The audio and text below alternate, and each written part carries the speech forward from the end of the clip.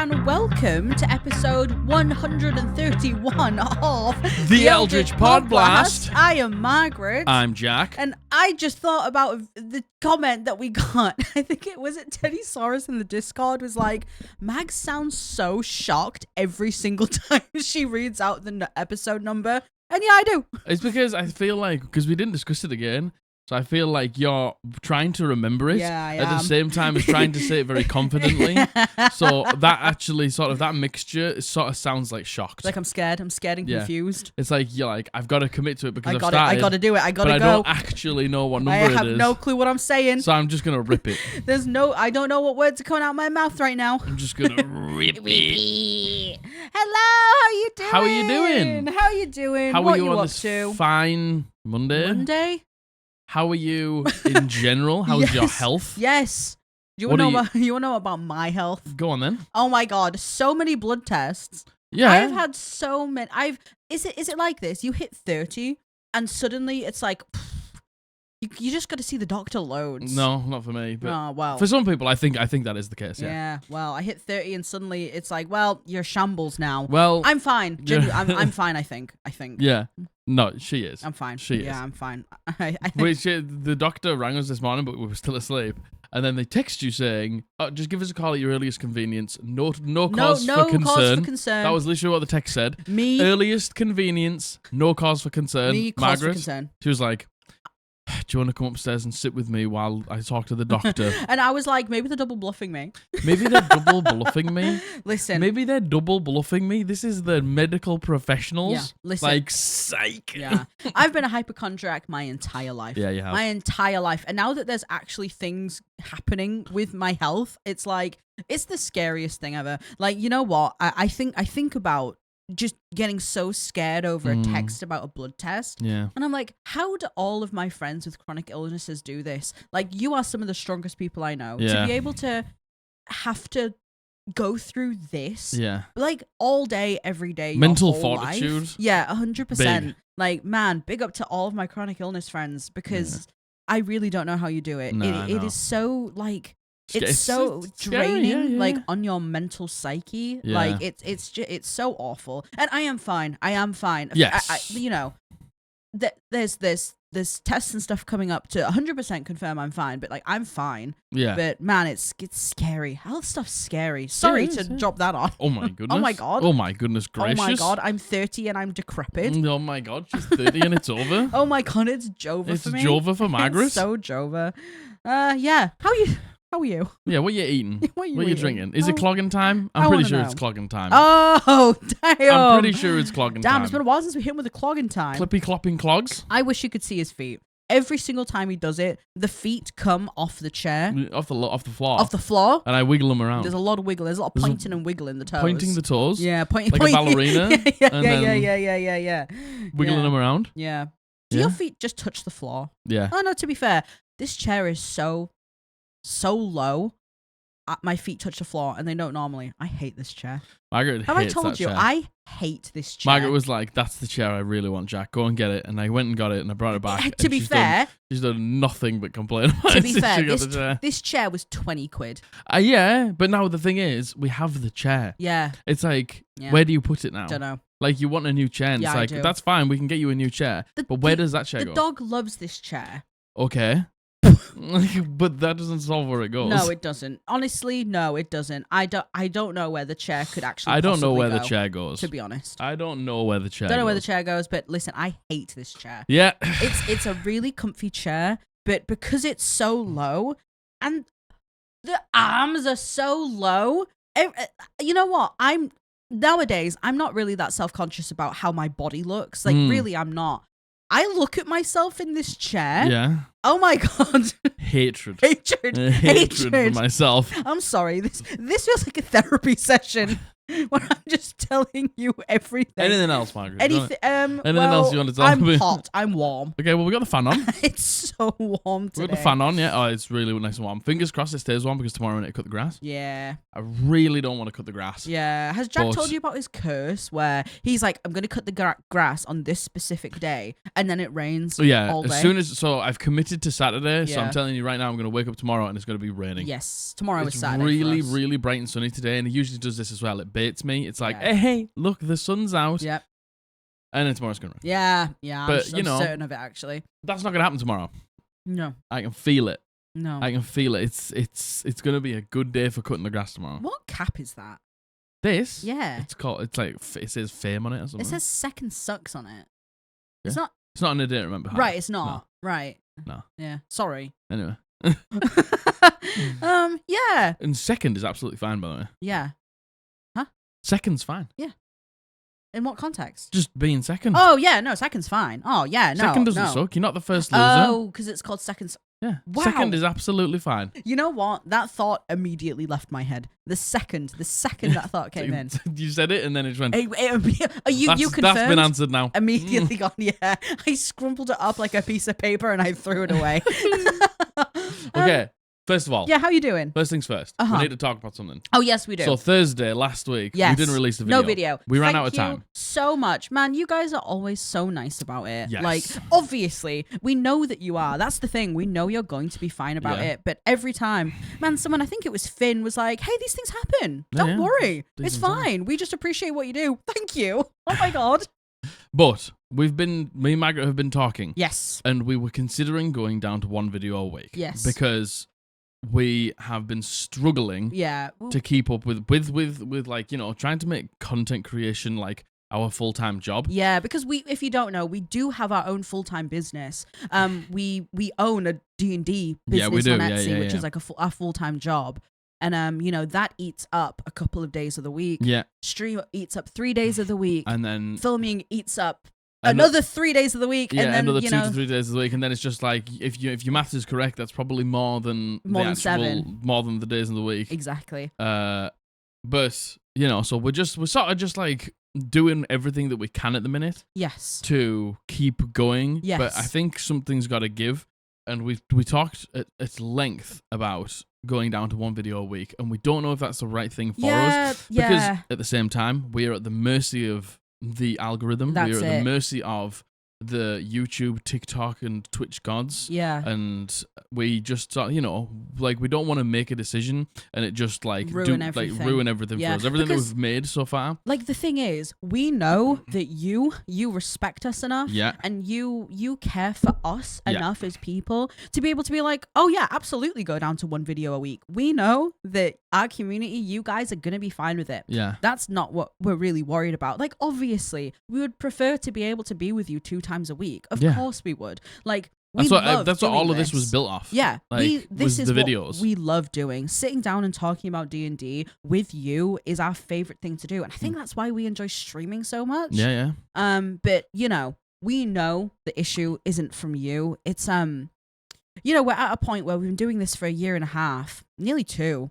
And we want to try and make full time of this. Yes. You know, this is something we really enjoy. It's something we really care about. Mm-hmm. And something that there's been a lot of support for us. Yeah. And, you know, I think there's obviously something there that I think could, you know, be us being full-time content creators. I agree, I think there's something and, good enough with our content where, you know, like, it's there. We said the whole time, all we wanted to do was create a safe space for people to enjoy D&D. And we've done that. And we want to be able to continue to do that. Yes. But listen, it has been a struggle. Like, and you know, sadly, at the end of the day, you loving our content with your whole heart doesn't pay our bills and our mortgage. Yeah. So we've got to also think about that. So there's going to be like some changes going forward to, you know, maybe help us make a little bit more money off this. Yeah. And obviously support if you want to. Like, we would greatly appreciate that. We're talking about Patreon.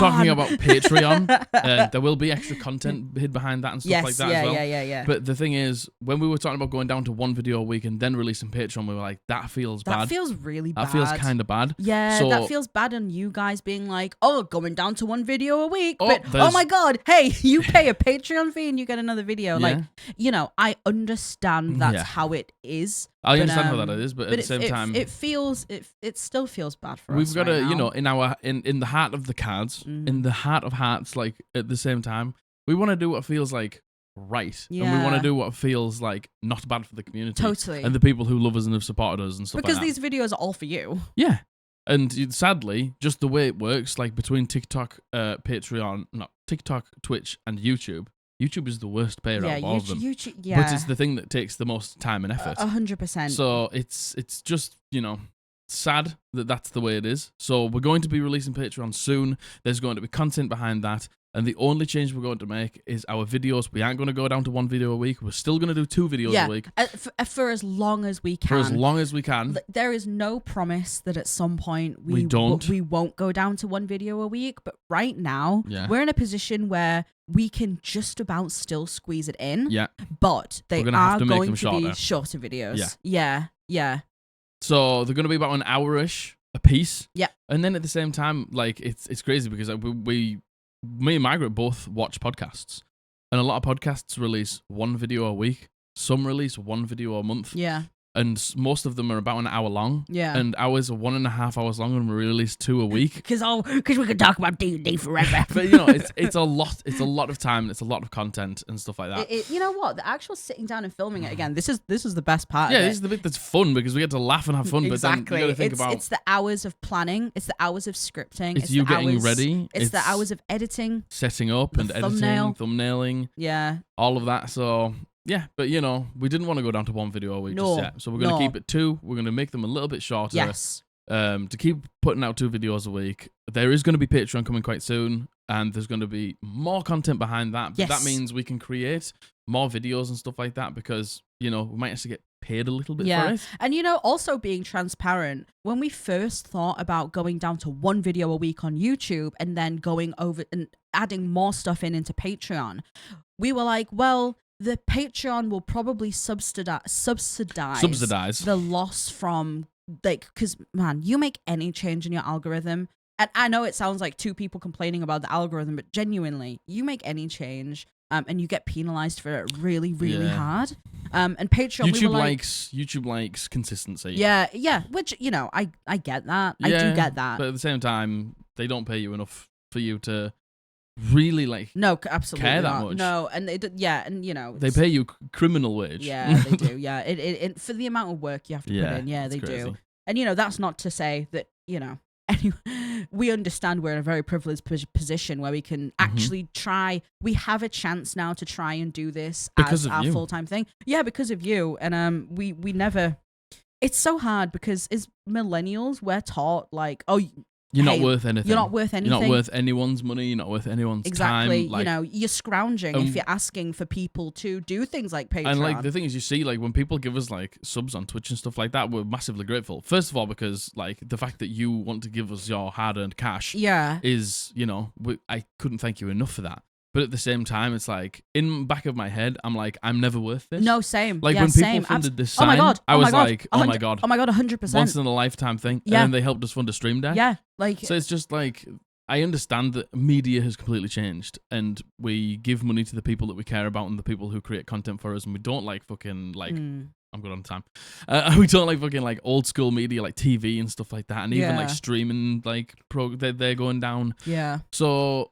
I get it, but at the same time, it's still hard. But at the same time, it's not just about the money. But at the same time, sadly, it has to be partially about the money. And that is the way that the world works. The thing is, I'm sure you're sat here listening going, well, yeah, of course it's about the money. But like the thing is, again, as millennials and kind of our parents never talked about money. No, oh my God. You weren't allowed to. You weren't allowed to talk about money. And again, we were raised by a pull yourself up by your bootstraps, do everything by yourself. You get like a 9-to-5 job and you're not worth anything. Yeah. You're not worth anything until you've got a family and you've got a 9-to-5 job that like pays enough for you to get a mortgage. Yeah, exactly. And we're also taught, money isn't everything, which of course it's not. It's not.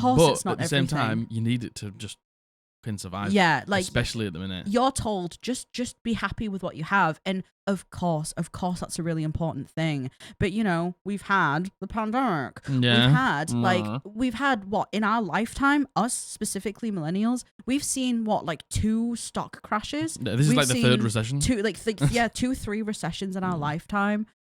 It's so weird and hard talking about money for us still to this day. Yeah, but I think we're getting hopefully we're getting past that. And at the end of the day, if we put something out in terms of things like Patreon, and you don't want to, you don't have to. Yeah, well, exactly. And I think we're understanding that point. It's we'll put Patreon out there for people who want to actually want to, who want to spend more time with us, who want to get more content from us, and who want to just be in this community and just live, laugh, love, and stuff like that. We're gonna put that out there for you because we understand that there's a want, and also I think we're at the point now where, I think we look at our channel and we're it's going well for a channel our size that talks about something as niche as commentary on D&D and stuff like that, and sort of just things at tables, and we're there's something there, we can do it. Yeah, no, so definitely. I think we've got to take a stab at it. Yeah, definitely. But then there's also the other voice in the back of your head where you see we're not even at 5,000 followers on YouTube yet. Yes, I know that we're 42K on TikTok. TikTok is different. We're not at 1,000 yet on Twitch. I look at us and I go, oh man, are we still 2 small fries and it's way too early for us to even do anything like this? Because those are doubts that you have. They are doubts that you have. But then, at the same time, the love that you guys show us is so... You said this. It's tenfold. It's tenfold our actual... It's stupid analytical numbers. And it's not about comparing yourself to anybody else, but at the same time, you sort of have to get a gauge. And I do look at other channels who have followings maybe 2x, 3 times as big as ours. Yeah. And then the interaction on their videos, or maybe the amount of subs they get here and there, they're not as much as ours. And then I look at our community and I'm it's because of the love that you show us. Yeah, it is 100%. The pushing power that the Squatty Bees have is 10 times the size of the channel. Yeah. Is he licking himself? Oh, he is. Dog was licking himself. Sorry, my dog interrupted my heartfelt speech about the Squad Blasters. But it's true. It's the size of our channel, but then the support that we get. Yeah, 100%. I look at other YouTube videos of people who've got far more, and it's just last video nearly got 100 likes because we were like the video. And what the fuck? You guys just show up for us. So it's just we know it's there, but at the same time, we know that you want to support us, and we want to give you the chance to support us. But we want to give you content for that. Yeah, exactly. And we want you to be able to hang out with us. And we also think it's really important to also still keep up everything outside of the Patreon, because the Patreon is only extra content. This is our core content. Yeah. This will always be free. You will always be able to access this whenever you want, because we think that's a really important thing, because we started this because we wanted to help people. Yeah. The Patreon and everything like that. And the Twitch, I know that you guys choose to subscribe because you're feral and froth in the mouth, but, the Twitch will always be free. The YouTube videos will always be free. Yeah, the TikTok will always be free. Yeah, exactly. Stuff like Patreon, if you want to, you can, basically. Do it. All of this to say, we're going to stay at 2 videos a week for now. Yeah, they're going to be slightly shorter. They're going to be slightly shorter. Normally, they're between an hour and 20 minutes, an hour and 40 minutes. These are hopefully going to be around an hour. About an hour, yeah. This one might be slightly over because we had to talk about this. Yes, yeah. About an hour. We will keep this up for as long as we can. That's all to say. There's a chance in the future we may have to go down to one video. But there's also a chance in the future that this becomes our main shtick, and we don't need to do the help. We don't need to do the work anymore. And if that's the case, then we can revisit it. Then we can revisit it. Exactly. We're sort of just in that sort of middle ground now, where it's we're making money from this. Yeah. But it's maybe not quite enough just yet to sustain ourselves. Yeah, but maybe in the future it will be. Yeah, and at that point, then we can just fucking give as much content as we can. Exactly. We really hope it won't be 2025. But hopefully 2026. I mean, it could be 2025. You never know. Dream big, babe. Yeah, no, it could be. It very well. You know what? It very well could be. It could be. But we're hoping in the next few years we can do this full time. Full time, baby. Yeah, we'd really, really like to be able to do that. Let's rip it. And Patreon at some point. I don't know. Soon. Patreon at some point. Soon. And thank you guys so much for, always being here for us. And yeah. I know that you're all going to be like, well, you really didn't need to say all that because we don't care. And I know that. But, but at the same time, it's like these are the thoughts that we've always been very transparent creators, about what's going on in our lives and how we're feeling and stuff like that. And, these are the struggles that you have. These are the conversations that you have. These are the things that you need to consider. These are the things that you need to talk about. Totally. Because otherwise, you'll just maybe... If you've got troubles, you need to talk about them. I agree. And it's not that they're the troubles, but these are just things that we need to consider. And the thing is, they directly impact you. Yeah. You know what I mean? And you're such a big part of this. Exactly. It would be really unfair for us to just rip a decision without actually... Rip it? Without actually, at the very least, just letting you in behind the thought process, And also, finally, kind of what I want to end on is... Oh my God. So these next 2 videos, they are going to be a little bit shorter, so they're, therefore a little bit less content in them. Could you please let us know after you see these videos, are you okay with the 2 shorter videos, or would you prefer the one video that is the standard length, like an hour 20 to an hour 40?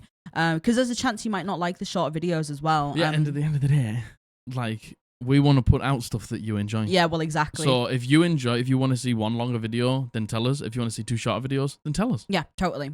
You tell us. Maybe after a month, after like a month of videos, I'll put out like a poll or something and see what people say. Oh my God, a poll? Oh my God, a poll? Oh my God. A poll? Is this Twitch chat? Get polled? Oh my God. Well, yeah, that's it. That's it, baby. Thank you for listening. Thank you for listening to us. I think sometimes we like to just say the things out loud and put them into the universe. Because, let me just readjust. Oh my God, readjust. Readjusting. There's like, you get to see us on the camera and stuff like that, but then there's obviously loads of stuff that's going on behind the scenes. And it's nice to just let you in on the things that we're thinking and the things that we're deciding, because at the end of the day, you're the people who watch the content. Totally, yeah, it is. And you know what? If you kind of like that side of it, if you like kind of hearing what goes on kind of behind the scenes, we do talk about this stuff a lot on Twitch. Yeah. On Twitch, that's kind of where we have these conversations, and we're not kind of bound to runtimes. We're not bound to an algorithm. Yeah. It's truly where we can just sit and talk with you. We can just rip it. We can just rip it, to be honest. So if you like that, come over to our Twitch as well. Yeah, head over to Twitch. We stream. Come join us. Tuesday we do Pokemon. Every Friday we do D&D. Every other Sunday we do the D&D Homebrew Challenge, and every other Sunday we'll do gaming. And I think we're gonna. I think we're gonna play Valheim. Yesterday we played Valheim. I think. So if you want to be a true Viking, come and join us on stream every other Sunday. Yeah. But yeah, please come and check us out. There's so many squad buddies over there. It's such a brilliant community. There's so many great people who just have a great time. Yeah, so please 100%. head on over and enjoy yourselves. Totally. And shall we just go on to topic? Let's get it, baby. Yeah. And also, oh my God, before we go on to topic, could you please like my video? Like the video, subscribe if you haven't, hit the bell, comment down below that it's clogging time and that you're ready to rip it. Did we really get 100 likes last video? Basically, I think. Damn. At the time of watching, I think it's at like 90 something. Thank you so much. Oh my God, thank you. That's not enough. Yeah. 1,000 people. Oh my God. Watch the video. Oh my God. But only 100 likes. But yeah, and also vote for us in the Crit Awards. Oh gosh, yes. Links down below in the description. Up and coming podcast, up and coming Twitch streamers, things like that. We really appreciate it. Thank you so much if you already have, and thank you so much for liking, subscribing, commenting, and ringing the bell. You're the best. You're the best. You're the best. You're the best. All right. So. You're the best. Oh, pardon me, burpee. Oh We're doing D&D horror stories. Let's go. Well, and wholesome stories. Oh my God, but, wholesome as well? The catchy line is the horror stories. Right? Oh my God. The catchy line is the horror stories, correct?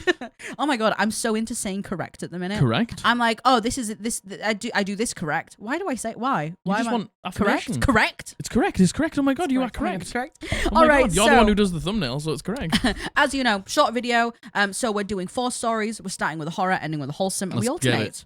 These are all submissions. Thank you so very much for your submissions. If you do want to submit a story, there's going to be a link to our Google form down below. Yeah. But you can send us in stories. Indeed. All right. So this has been sent in by Celia, and she uses she, her pronouns. I was going to say commentary. She uses she, her commentary. Oh my God. Oh my God. Thank you so much, Celia, for your so submission to the podcast. What a beautiful name. Thank you so much. All right. I, 28-year-old female, and some of my friends, all girls as well, had all signed up for a one-shot with a DM we didn't know. Great. Because it was higher level and no one other than me had much experience playing D&D, we decided to create our characters together so I could help them. That's a good idea. I even made a tiny session, some roleplay, and a single combat to practice and get familiar with the mechanics. Love that. We enjoyed it so much, I actually decided to become their DM and we would start a full-time campaign together. Excellent. But still, we had the one-shot first. We show up and the DM is a guy roughly our age. We explain that I'm about to become their DM, but I've never done that either. So I was hoping for this to be an opportunity to learn from him. Because he likes a good amount of roleplay, the DM asks us for our character backstories and immediately says, so stereotypical, as well as saying rude. One of the characters will definitely get on his nerves. Oh my goodness. So we're off to a good start. Oh, that's a great start. That's a brilliant start. I hope you're learning. Do you think he sounds like this as well? So stereotypical. Oh my God, so stereotypical. Oh my God. I feel like you're going to learn a lot from this person. No, I agree. I feel like there's a lot to learn. Oh my God, Celia, take notes. It's basically an open book. Take notes. It's an open invitation, Yeah. I think. We start playing, and within 5 minutes, we get some clues that lead us to a toy store where we are to interrogate. Interrogate? Interrogate. I'm going to me when I interrogate you. Get interrogated. Interrogate the owner. There is no charisma check during interactions with the owner when he suddenly gets very wary of us and opens up a trap beneath our feet. We all fall through, even though we were all scattered throughout the store. The DM has told us no maps, it is all theatre of the mind. Fair. Well, that theatre turns out to be a white room, no doors, just 4 walls. There are 2 bright lights, though, that give us the blinded condition. We can't see anything. So, of course, as there is no door, we start to attack the lamps. But they are so strong, even after 2 hits from the barbarian, they only took mild damage. The lamp? The lamp. The Okay. lamp. The stationary lamp. In the meanwhile, by hitting the lamps, we activated 3 monsters. We roll initiative. For some reason, they all come for me. It is a small room cramped with 5 PCs, yet they all come for me. Nice. They apparently all have advantage on their attack rolls too. One then knocks me prone. But that might be because you're blinded. Yes, I'm assuming it's because blinded. But also, why are the enemies not blinded? Well, one of them knocks me prone, fine. But when I went to attack, the DM says I have disadvantage because I am blinded. Also, because I was knocked prone, I needed to use my entire movement, not just half of it, to stand up. Okay, that's not how that works, all right? Again, fine, I guess. Not really. Next up is our rogue, who according to our DM doesn't get sneak attack because there's nowhere to hide. That's not how sneak attack that's works. Absolutely Just to remind everybody in the universe, that's not how sneak attack works. If you have advantage, you have sneak attack. Just so you know, that's not even the way it works as well. If somebody's within 5 feet of the enemy you hit, you have sneak attack. Yeah. Sneak attack isn't because you're hidden. No. That's not how it works. No. There's a lot of things that aren't working like they should do. The reason you hide to get sneak attack is so you have advantage. Because so that therefore, will automatically you will give get it to sneak you. attack. But it's not because it's not the the only act of way. Hiding. It's not the act of hiding.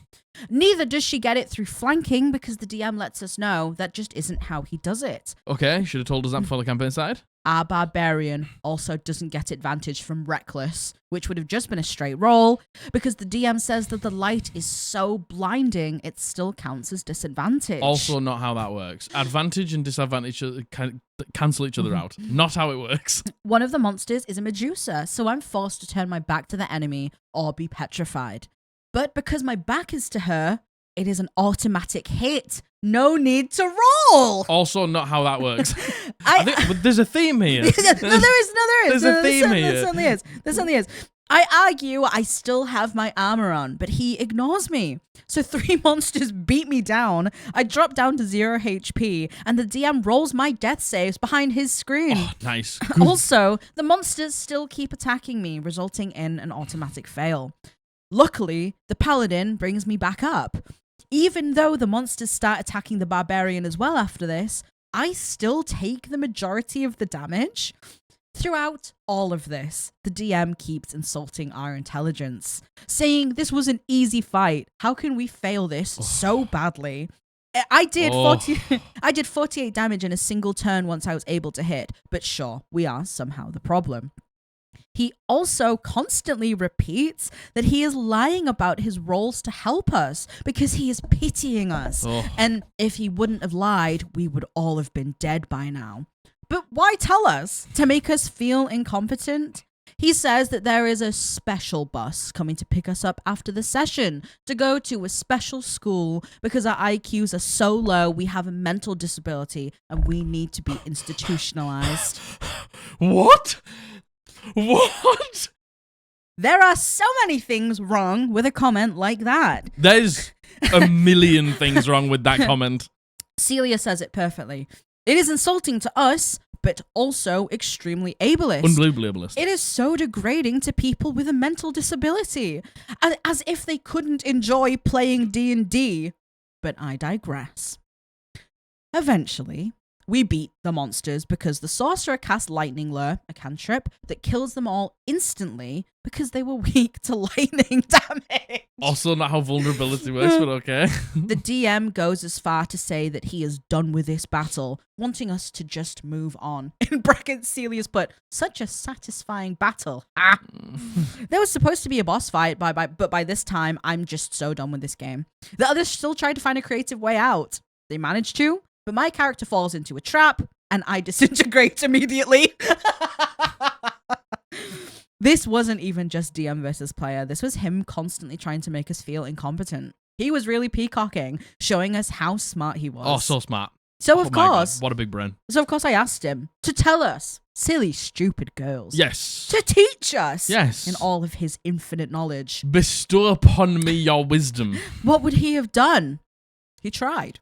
He came up with a scenario for the rogue if they could have used flanking, which they couldn't. Which they couldn't. Or if we had dark vision, which we didn't, so we could have destroyed the lamps. But in the end, I just said, so there was nothing then, and left it at that. At least my goal of learning something from him was accomplished.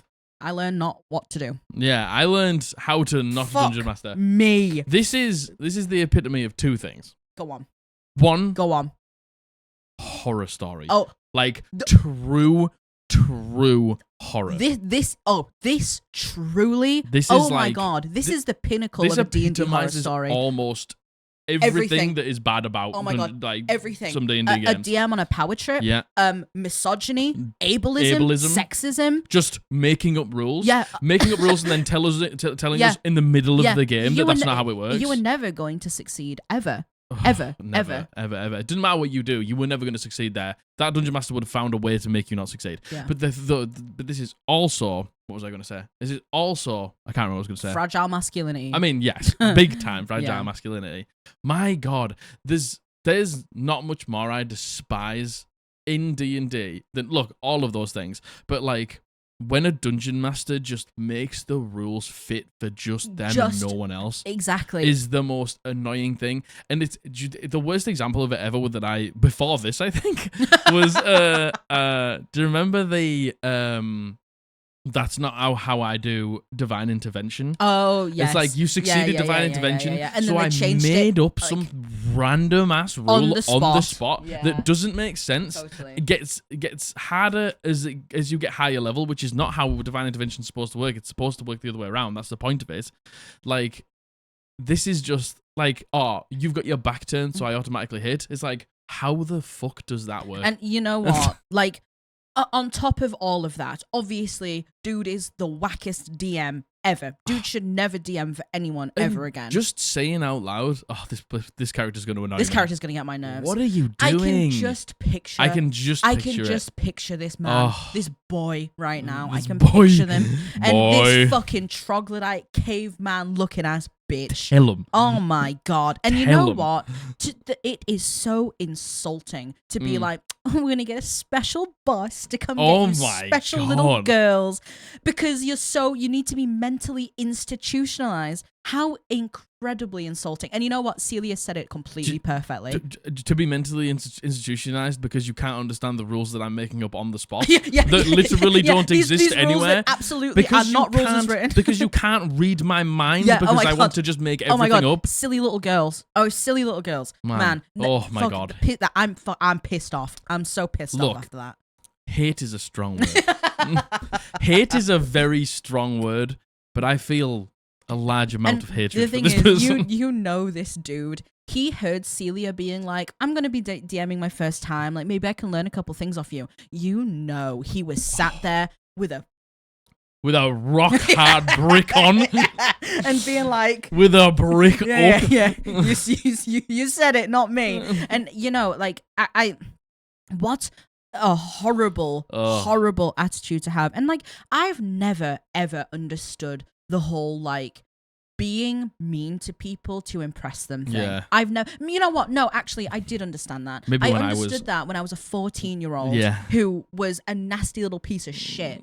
Like, you know what I mean? Because Yeah. I was. Yeah. But I really don't understand the whole giving people a really hard time to make them be like, oh my goodness, they're so good at this game because I can't beat it. This person should never DM ever again. Until they understand, first of all, even just have a fundamental understanding of how the game works. Yeah, and the thing is, you're allowed to homebrew whatever you want. That's the way these TTRPGs are. That's the way any games that aren't like computer games where you literally can't break the rules work. You can do whatever you want. But it needs to be fair, and you also need to communicate that to your players. Absolutely. Just making things up on the spot is the worst. Yeah, and you want to know what, Celia?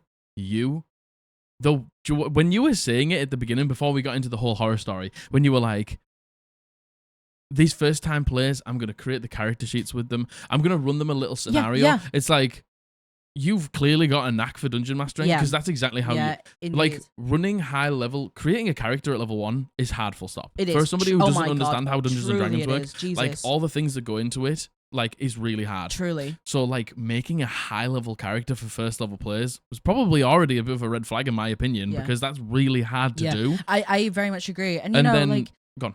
Well, no, just the fact that you were like, you know, they've never made characters before, so like, I'll sit with them and I'll go through it with them. Yeah, like you got the DM mentality. You should want to do that. Yeah, you should want to do that. You should want to be able to give people all the options so they can go in the most prepared. Whereas this DM obviously wanted you to be the most underprepared. So he could fucking walk all over you. And he didn't want you to understand the rules because he wanted to just bend them to his every beck and whim as soon as he wanted to make the combat work for him. And like, you know what? The fact that, imagine, Celia, if you didn't have some experience. I know. Imagine if all of you went into this one shot with this fucking idiot and you thought that that's what D&D is. Yeah. It's people like this who just gatekeep the shit out of this hobby. Yeah. And for what?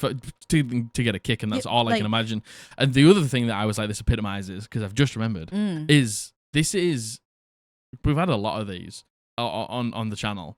Like, I don't understand how any of these players would ever want to play Dungeons & Dragons ever again if this is their first experience. No, God, no. This is the epitome of the worst experience you could possibly ever have. give a new player. 100%. Being insulted above table, being insulted in character. Like mocking you because you clearly don't understand the game. Yeah. But how could you? You've literally just started. It's just so and cruel. just like dunking on you for the sake of dunking on you. So and cruel. Dunking on you unfairly because they're just making things up. Yeah, because he has twisted the rules. It's like, the thing is, you've got to understand the rules to break them. And this is the thing. This is just a power play. It's like he clearly understands the rules. He just doesn't care. Yeah. And he's just going to make the rules whatever he wants. Because he wants to win. And you know what, Celia? Like, a lot of the things you're saying, like, oh, automatic crit and stuff on me. And, you know, in brackets, Celia's like, it doesn't work like that. And it's like, man, like, thank God you knew that, by the way. Because I guess the other girls probably didn't know. And they'd probably just take it at face value. And do you know what? Do you know what is so fucking disappointing?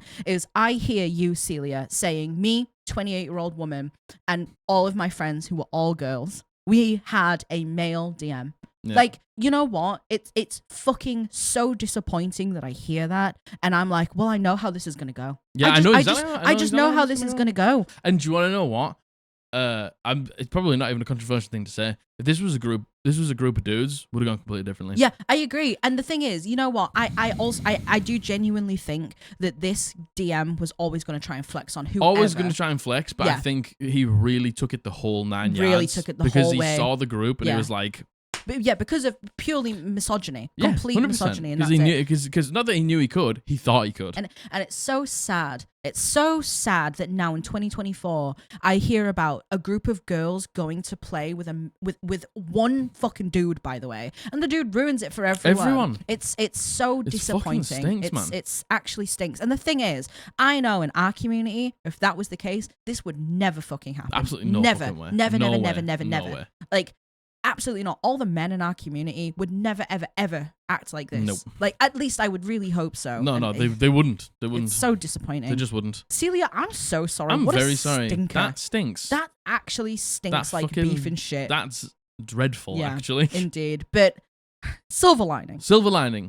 I'm assuming you're the DM for You've them now. clearly got a great mentality for exactly. DMing. You clearly like care about the people around you and want them to succeed, and that's why you're going to sit there and create character sheets for them and make sure that they understand how encounters work and things like that. That's exactly what you're a first time dungeon master. I'm a seasoned dungeon master who's dungeon mastered for a lot of different people and who's consistently done it for about 3.5 years or something. I can't even remember now. Yeah. And when I introduced my brother to dungeon mastering, that's exactly what I did. Yeah, exactly. And, you know, I was Exactly. making him a level 5 character and I ran scenarios for him and things like that. So he had a fundamental understanding of how the game works. Yeah. It's just like you've clearly got a knack for it. Yeah. So keep it up. Indeed.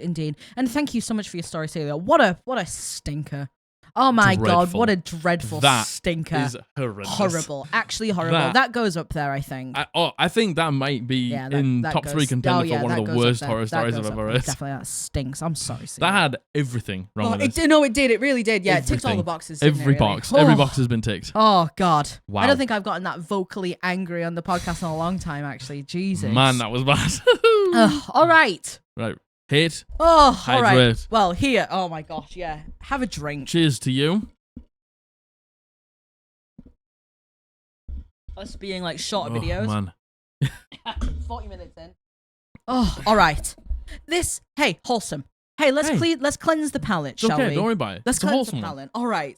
We have got a wholesome story sent in by Sarah Marie, and she uses she/her pronouns. Let's go. Thanks, Thank you, Sarah Marie. Sarah Thanks so Marie. much for your submission.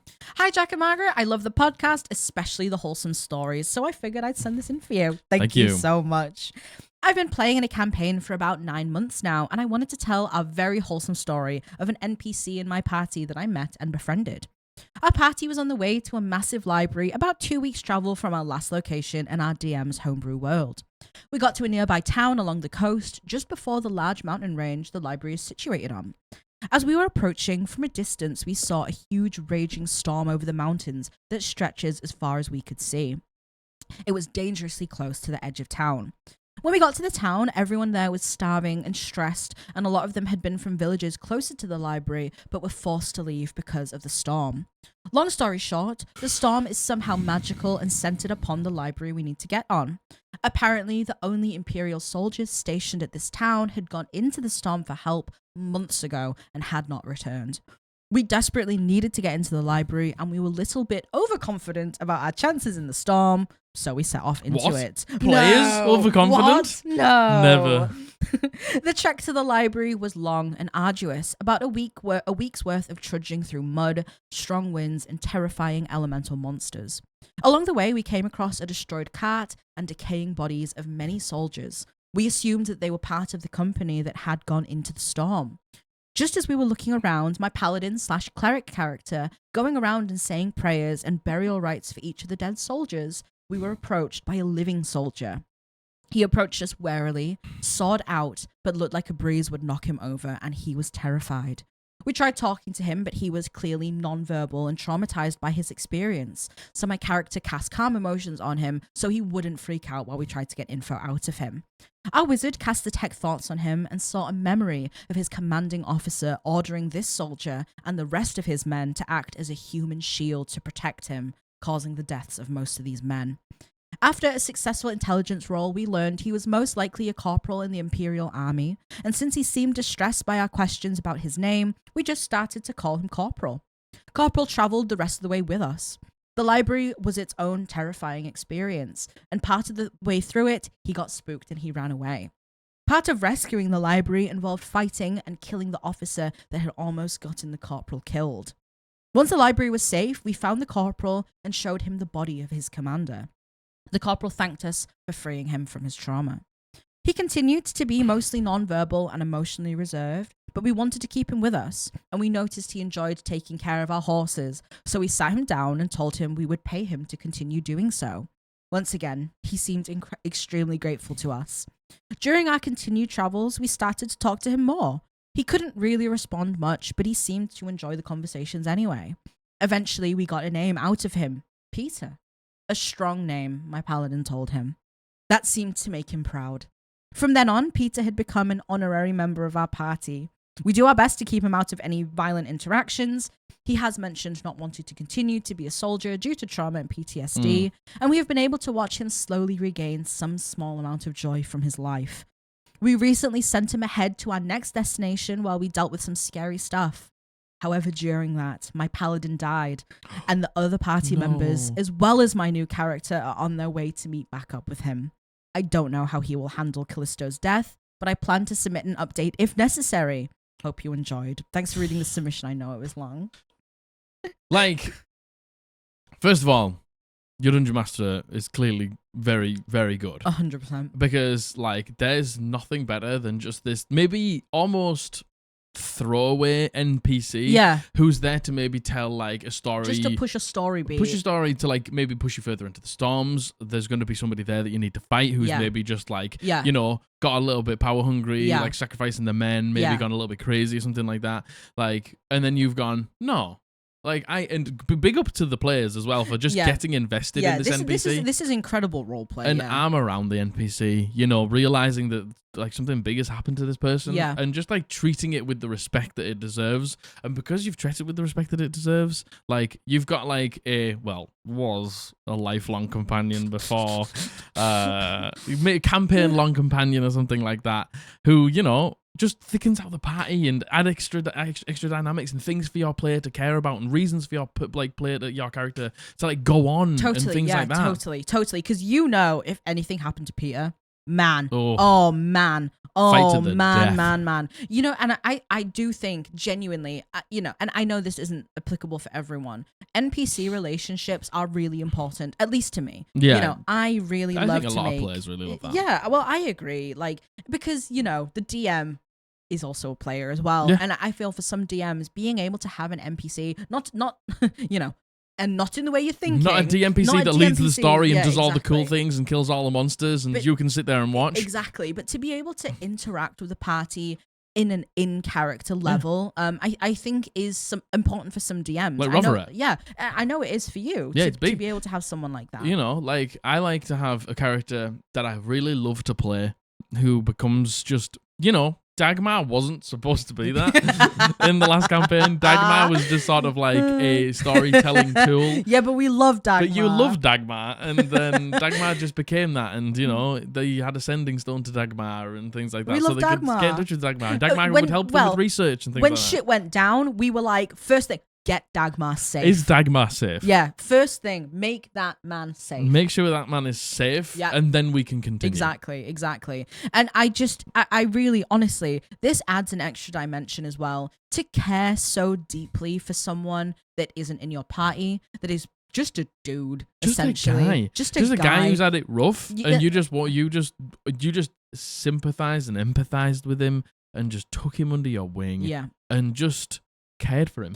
I think that is the joy of role play as well. You know, regardless of who you are above table, regardless of what your situations are above table, you can be that heroic, kind, caring, gentle person in the game and be able to extend these feelings of warmth and care in a way that is safe for everyone, in a way that, you know, feels like just as fulfilling, I think, very honestly. Fulfilling.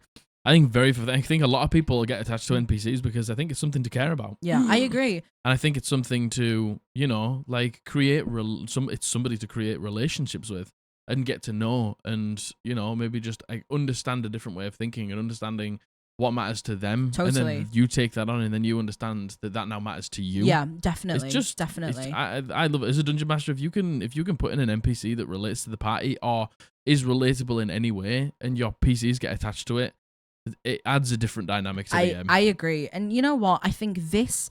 Listen, we just heard a horrible horror story, right? Yeah. And we will continue to hear them. But this speaks to the kindness in general of humans. Yeah. The kindness of humans to be able to see... And again, I know this is all make-believe, right? That's it. It's just that none of this is real. Like, to be able to hear... There's this person who's struggling, who's had a bad time, and as a person being like, I want to take care of them. Yeah, I think that says something. Yeah. It really does. It's like these people don't exist. Yeah. Your character doesn't exist. Yeah. This NPC doesn't exist. But the fact that you want to do that for this make-believe character totally just shows the kindness in your heart. Yeah, I agree. In many players' hearts. I agree. Like the empathy and the sympathy that we have for people around us who've maybe gone through something. It's a good tool in exercising these emotions. I agree. I think. I agree. A really good tool to be able to channel these feelings and not be put in a compromising position because of it. You know? Yeah, I agree. So, Sarah Marie. Brilliant What story. a beautiful, gorgeous story. Please, let us know. Let us know what happens with Peter. I need to know. Thank you so much. What a gorgeous story. Thank you. Petrified Peter. No, it's Callisto. Yeah, no, Callisto's the paladin. Yes. Who's... Yep. Yeah. Out. All right, well, okay. Here we go. The next horror story. Oh, my sorry. Goodness. Oh my God, sorry. Prepare yourselves. Brace yourselves. Grab hold of your chair. This has been sent in by Jade Forrest, and she just started using she/her pronouns recently. Thank you very much, Jade Forrest. Thank you so much, Jade Forrest. For your submission. Jade is my name. Yeah. Oh, cool. The title is A Toxic Player and His DM Friend Almost Made Me Give Up on D&D Before Even Really Trying It. Man. It was quite a bit ago at this point. I was in the hype of D&D. I found and I started watching Critical Role when they were still doing Campaign 1. Wow. I was so hyped that I found an online group to play with. All people that I know nothing about it, but they were accepting newbies to play, so I got in there pronto. After talking with the DM, I created my character, a tabaxi monk with black fur. Let's go. For context, I am definitely a cat person. I love cats with all my life. Let's go. For the first session, we were guarding a merchant's cart while it traveled through the forest. We faced a small horde of bandits, which were not a big deal. And here comes the toxic player. One of the players was playing a Warforged bard, but doing that thing where he doesn't really care about anything. The moments that we spent talking during travel, he chose to spend making fun of other players' characters, especially me because I was a bit younger, 14 to 15, and didn't respond well to being made fun of, so he got the reaction that he wanted. I didn't speak up at the time since I'm scared of confrontations, and I just thought maybe that character is just like that and he plans on changing in time. That's what we would hope for. Indeed. After we dealt with a few bandits, Displacer Beast joined the fight against us. I think it wasn't a full-powered Displacer Beast because we were a group of 4 level 1 characters. 3, since the toxic player didn't do anything. And that would have been rough.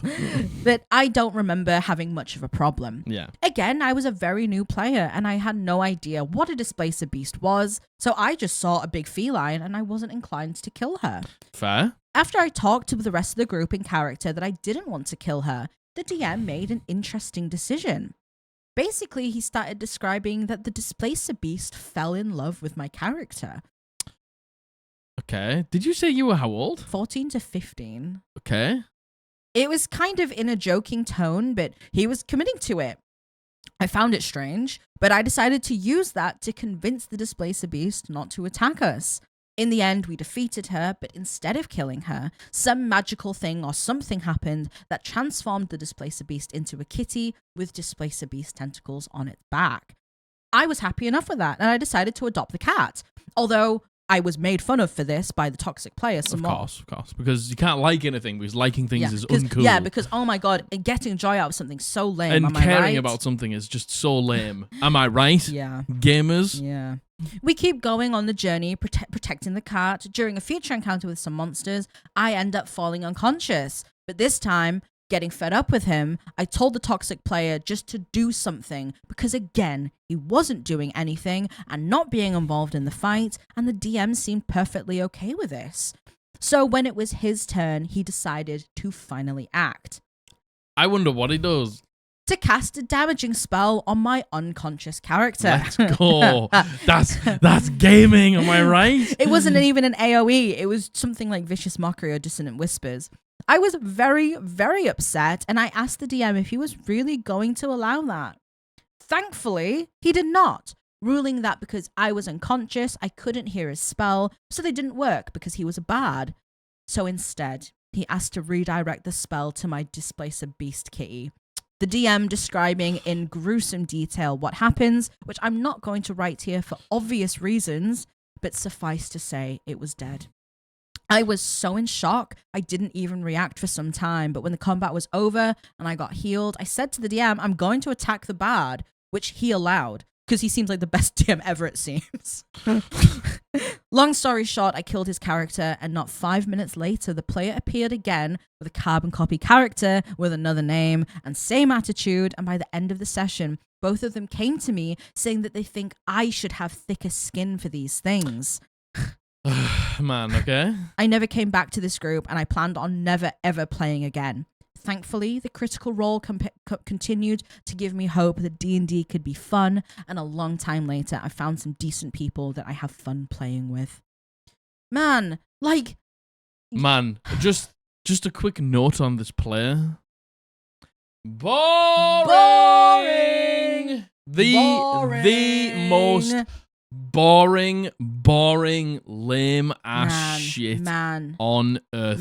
Like, doesn't do, like, the thing is, right, if you're scared in combat and stuff like that, like, that's fine. If you want to, like, you know, at the beginning of the campaign, maybe struggle to, like, build up the courage to, like, fight or something like that, or maybe you're a bit of a pacifist and, like, you know, we understand, like, throughout, like, a few combats that, like, I do need to fight because I need to help and stuff like that, but I'm never gonna, like, deal, like, not non-lethal damage or something like that, but just doing now because you can't be bothered. It's just like, you're not taking part. You're not participating in one of the main activities that is Dungeons and Dragons. Just being like, I just sit there and do nothing. Sit there and do nothing. Yeah, because I don't care. You're not cool. Yeah. You're not funny. Man, it's not really, good. It's really very, in fact, it's very boring. Like, oh my God. Like, and again, we hear this all the time about the lone wolf. This is why the lone wolf has such a bad stigma, by the way. Yeah, this, like, for people like this. Because of this, being like, I don't care about anyone or anything. I only look out for myself. And then when combat happens, you sit out of the combat. And do nothing. You're not got any self-preservation? How is that any fun for, first of all... Yourself. Yeah, yourself and anyone else. Like,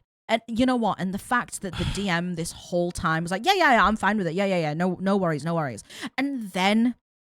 this happens all the time. I find this happens with toxic people all the time. They're not doing anything. They're being annoying on purpose. And then the second someone says, hey, look, like, could you do something? They do a full 180 and then they do the worst thing they could possibly do just to piss you off. Because then at that point, you'll never ask them to do anything ever again. Exactly. Because last time I asked you, all you did was literally sabotage us. Yeah. They're like, oh, well, I'll show you something. I'll show you. You're never going to ask me again. Turn it onto the cat. Man. Like, you were already at rock bottom and you found a new low. Yeah, I know. You were already the worst piece of shit on earth, and then you got worse. This is the DM. This is the DM being like, both being like, oh yeah, well it goes on the cat. And no. The player was like, no, I want to direct it at the cat, and then the DM just describing in graphic detail. Like you're both just terrible people. That's just so lame. Yeah, and do you want to know what? This was a long time ago because this is when Critical Role Campaign 1 was on. Yeah. So we're talking maybe like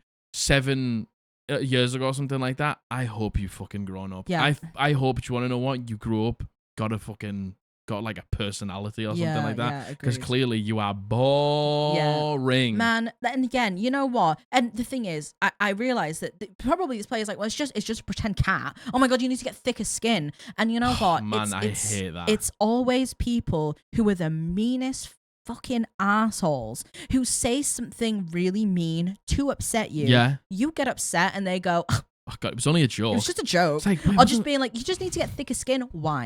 Why do I have to get thicker skin? Because you're a terrible person. You're the one who's making this whole thing hard to traverse. Yeah. Why the fuck do I need to get harder skin to put up with you? I just came here to play D&D. Put up with you. Yeah. Like, and you know, again, I've said it before. It's like, yeah, I might be sensitive, but at least I'm not fucking mean. Yeah. Nothing wrong with being sensitive. And the thing is, by the way, this isn't you. No, Jade, sorry. This isn't you being sensitive. This isn't you being sensitive. This isn't you being sensitive. Slightest. This isn't you being sensitive in the slightest. I would react the same way. Me too. Me too. Do you want to know what? I was like, maybe you shouldn't have got up and hit the bad. I'd done the same thing. Yeah, I would have. At that point, same. At that point, same. I don't think I could help myself. I'd have got up and I'd attacked the bad as well. Yeah. Do you want to know what? I'd have probably got up and done something worse. I'd have just fucking left. I think I would have also. I wouldn't have even left. got up. I'd have just been like, see ya. Yeah, me too. As soon as they took their first action in combat to attack me while I was down, left. Me too. Gone. I think. I am not worth your time. No, I am not worth your dreadful, unbelievably, hideously boring jokes. You do not get to do that to me. I am a better person than you. You do not deserve to even be in my goddamn presence. Yeah. I'm gone. I like to be like, to take the piss out of you for wanting to adopt a cat. What? Like, what's wrong with that? What's wrong with what? This person's never seen anyone with a pet in real life? Is this person like, oh my God, you have a dog?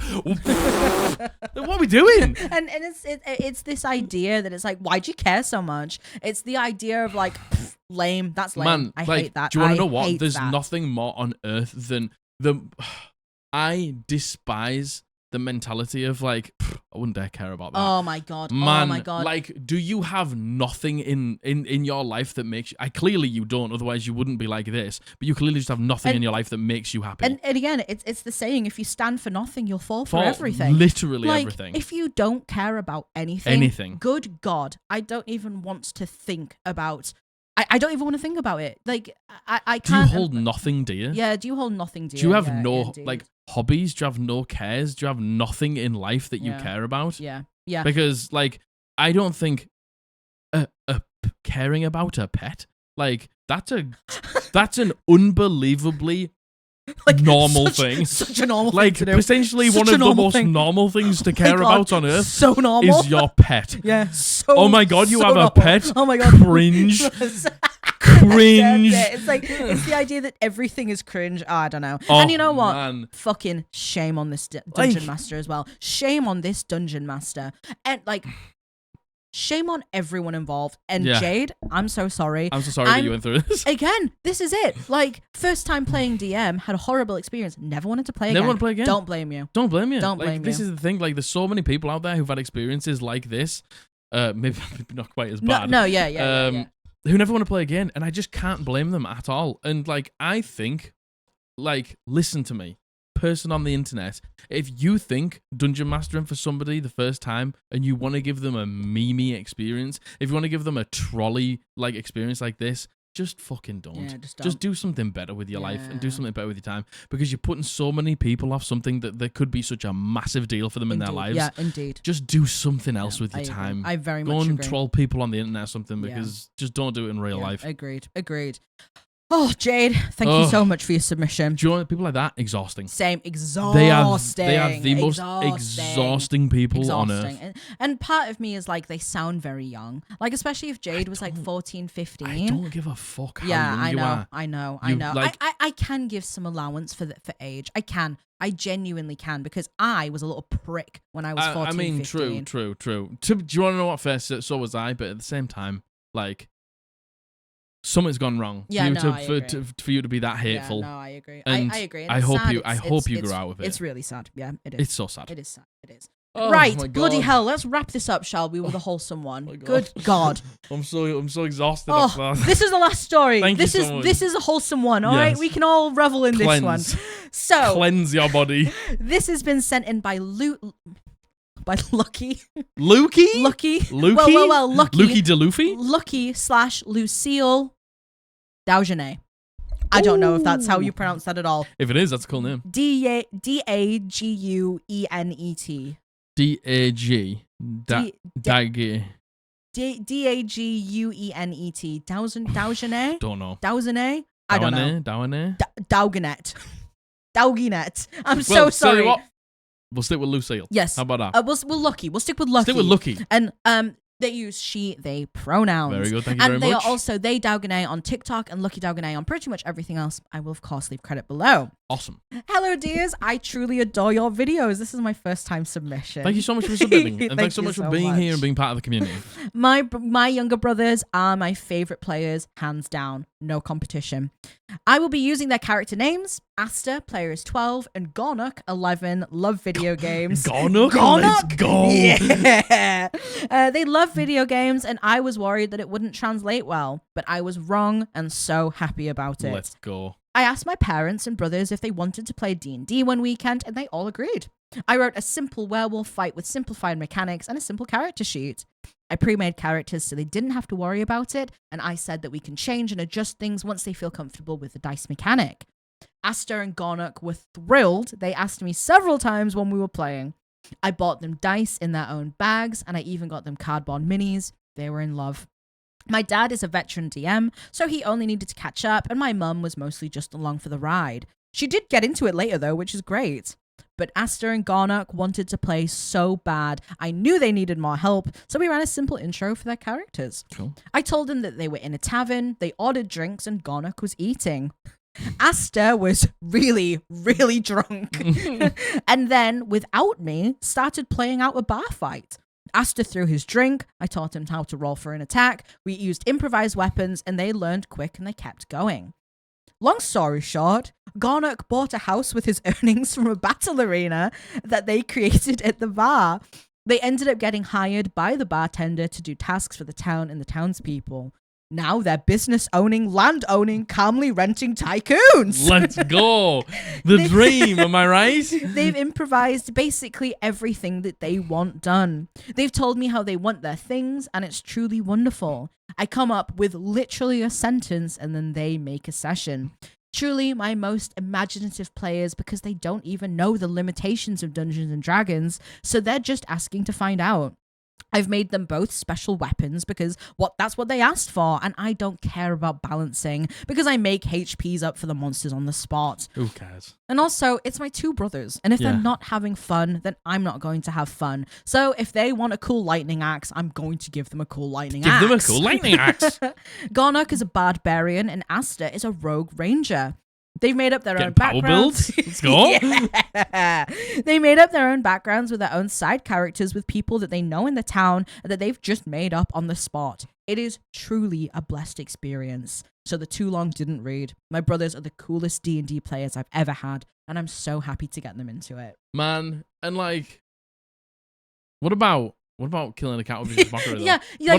What about killing a cat with vicious mockery? You know instead? what I mean? Like, God, it actually brings tears to my eyes. I know. To be honest. It gets me all like welled up. Yeah, I know. I could cry right now if I know. need to, because it's like, do you want to know what? Like, look, your brothers are cool.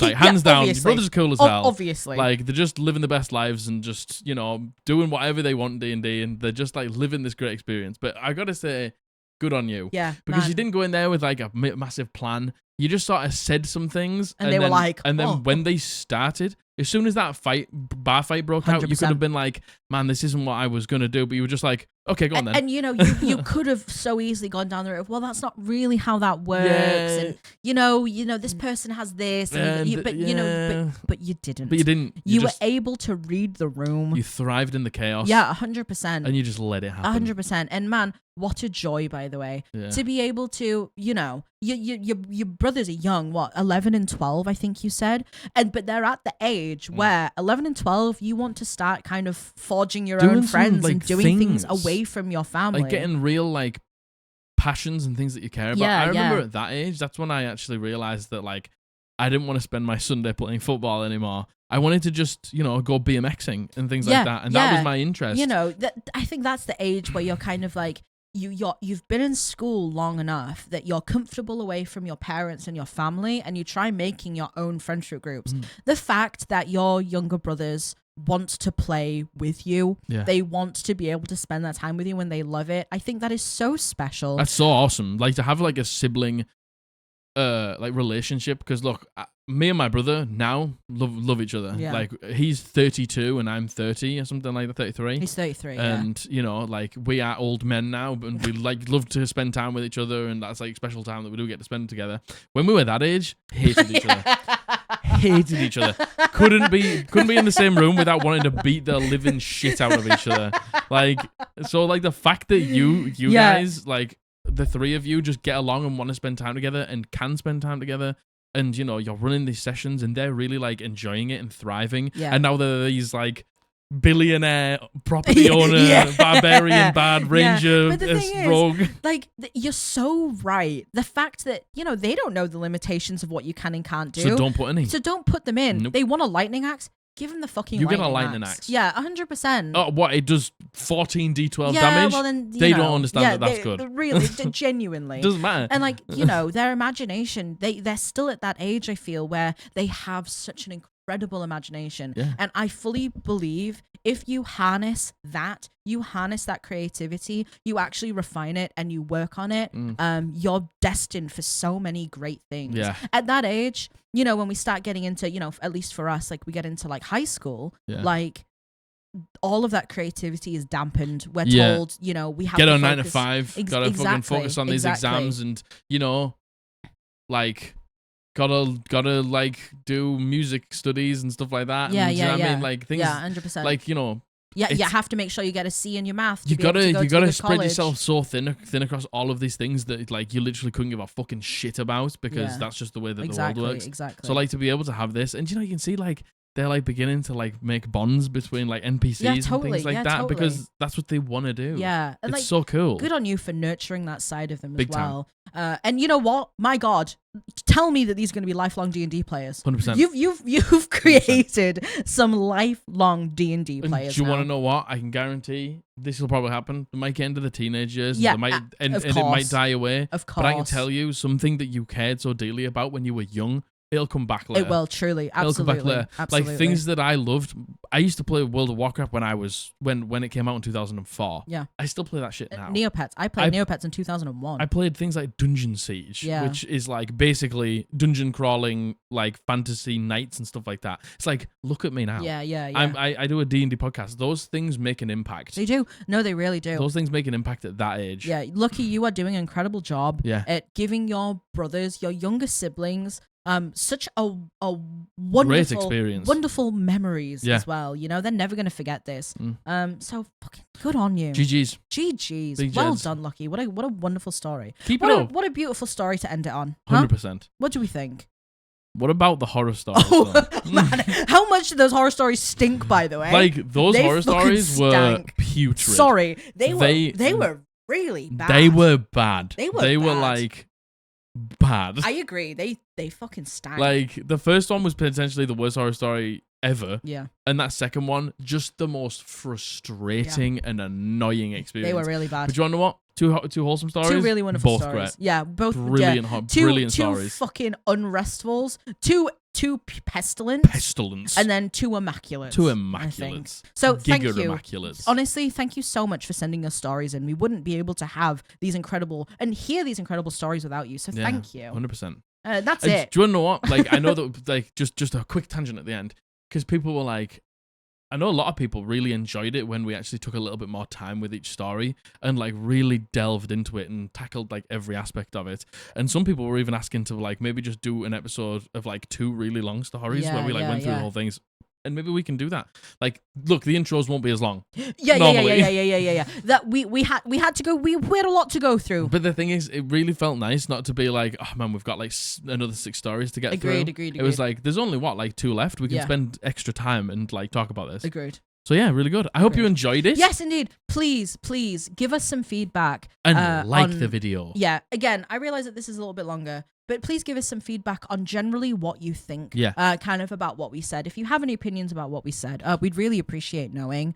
At the end of the month, after we've done a few short videos, we'll talk about it. We'll talk about it again. Yeah, we'll catch up again and we'll maybe do a poll or something. www.eldritchpodblast.co.uk. Go and pick up some merch. Go and pick up some hoodies and t-shirts and all that good stuff that directly supports us as people.